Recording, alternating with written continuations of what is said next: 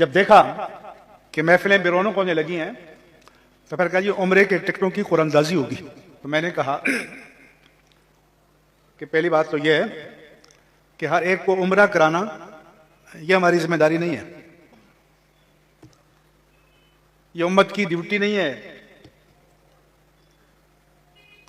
ہر مسلمان کے بچے کو اللہ کے نبی کا سچا امتی بنانا یہ ہماری ڈیوٹی ہے. تو میں نے کہا کہ یہ پہلے تو یہ ہے کہ آپ نے عمرہ کرانا تھا کسی نیک بندے کو تلاش کرتے، آپ کو پتا ہوتا، اس کا پتا ہوتا، رب کو تو پتا ہے. یہاں کس کو دکھا رہے ہو؟ وَمِنْهُمْ مَنْ يَقُولُ رَبَّنَا آتِنَا فِي الدُّنْيَا حَسَنَةً وَمَا لَهُمْ فِي الْآخِرَةِ مِنْ خَلَاقٍ. کچھ لوگ وہ ہیں کہ جو کہتے ہیں کہ اللہ ہمارے رب اس دنیا میں بھلائی عطا کر، اللہ فرماتا ہے آخرت میں ان کا کوئی حصہ نہیں ہے. تو میں نے کہا کہ اس پیسے سے آپ کے قریب جو ادارہ ہے دینی، وہاں جاؤ، ایک حافظ کا خرچہ، ایک قاری کا خرچہ، ایک عالم کا خرچہ اپنے ذمہ لو. سب سے پہلے تو یہ کہ اگر اللہ نے آپ کو 4 بیٹے دیے ہیں تو ایک اللہ کے دین کو دے دو. اگر یہ توفیق نہیں ہے تو جن ماں باپ نے پال پوس کر اپنے بچے اللہ کے دین کے لیے دیے ان کو گود لے لو. وہ عالم بنے گا، وہ حافظ بنے گا، وہ قاری بنے گا، وہ خدمت کرے گا جیسے یہ سارے علماء ہیں. آگے ان کے ہزاروں شاگرد ہوں گے. تو جس استاذ کا ان کو پڑھانے میں حصہ ہے، جنہوں نے اس زمانے میں ان کی کفالت کی ہے، ان سب کو اس کا ثواب ملتا رہے گا، صدقہ جاریہ ہوگا. میں تو کہتا ہوں کہ اپنے بڑوں کے اصالہ ثواب کے لیے جو دیگیں پکاتے ہو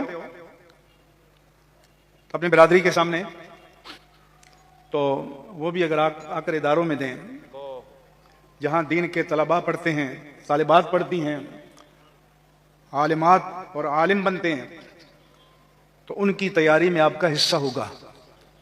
مسجد میں لا کر دو، مساجد اور مدارس کو آباد کرو، یہ ہماری ذمہ داری ہے. یہ ہمارے بھائی سعودیہ میں رہتے ہیں اور ہمارا مقابلہ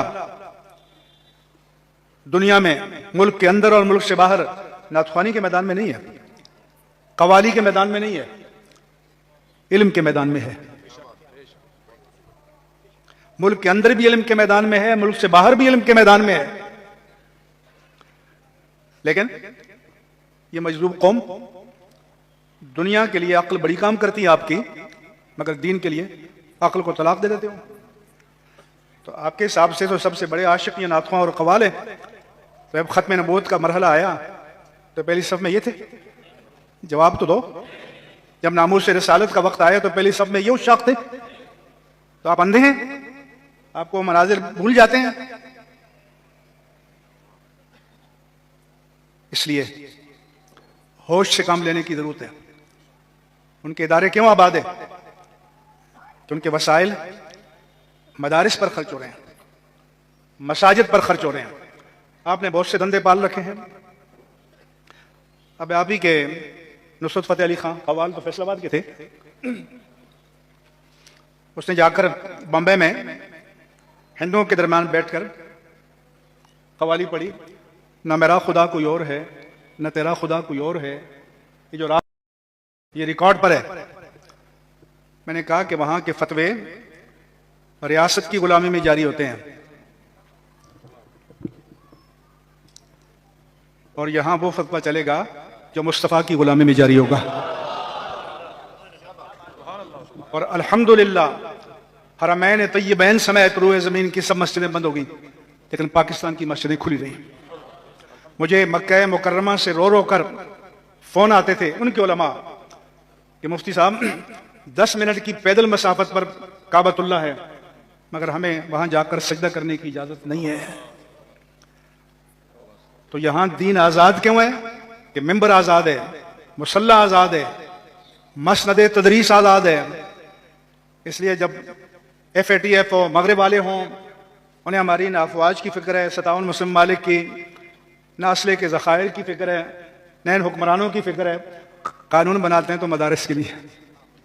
مطلب ہے کہ آپ قدر کریں یا نہ کریں، دشمن جانتا ہے کہ یہ جو صورت مصطفیٰ زندہ ہے تو یہ ان مدارس کی خدمات کا نتیجہ ہے۔ اس لیے ہر مسلمان کو مدرسے اور مسجد اور علماء کے ساتھ جڑ کر رہنا چاہیے، وابستہ رہنا چاہیے۔ یہ میرا آپ کو پیغام ہے۔ کچھ چند مسائل اور بھی ہیں، ایک تو ختم نبوت کا تھا لیکن کیونکہ ٹائم زیادہ ہو جائے گا،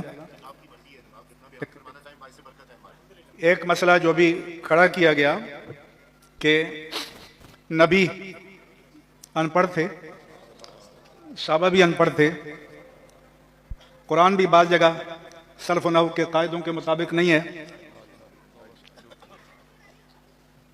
تو کم از کم یہ مسئلہ آپ کو بتا دوں۔ دوسرا رہ جائے گا،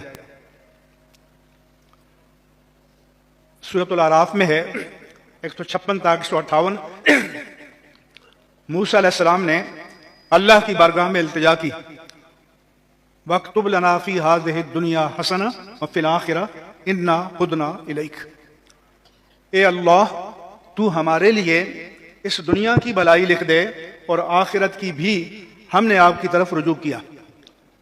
اللہ نے فرمایا عذابی اصیب بہ من اشاء ورحمتی وسعت کل شیء، جسے میں چاہوں گا میرا عذاب پہنچے گا اور میری رحمت ہر چیز پر محیط ہے، مگر اے موسیٰ و قوم موسیٰ، جو تم نے مانگا ہے وہ تمہیں تو نہیں ملے گا، لیکن فَسَأَكْتُبُهَا لِلَّذِينَ يَتَّقُونَ وَيُؤْتُونَ الزَّكَاةَ وَالَّذِينَ هُمْ بِآيَاتِنَا يُؤْمِنُونَ وَيَتَّبِعُونَ الرَّسُولَ النَّبِيَّ الْأُمِّيَّ۔ اللہ نے فرمایا کہ موسیٰ علیہ السلام، جو آپ نے اپنی قوم کے لیے مانگا ہے وہ آپ کو تو نہیں ملے گا، لیکن میں لکھ دوں گا غلامان مصطفیٰ کے لیے، میں لکھ دوں گا ان کے لیے جو تقوی پر کاربند ہیں اور جو زکوٰۃ دیتے ہیں، جو ہماری آیات پر ایمان لاتے ہیں اور رسول نبی امی کی پیروی کرتے ہیں۔ آگے حضور کی 8-9 صفات ترتیب کے ساتھ اللہ تعالیٰ نے بیان فرمائی، اور الرسول النبی الامی 2 جگہ فرمایا، 156 سے 158 تک۔ تو اس مولوی صاحب نے کہا امی کے معنی کیونکہ ان پڑھ کے ہیں، حضور بھی ان پڑھ تھے، صحابہ بھی تھے، فلاں لفظ جو ہے وہ گرامر کے قاعدے کے مطابق نہیں ہے۔ حضور والا قرآن کسی گرامر کا پابند نہیں ہے۔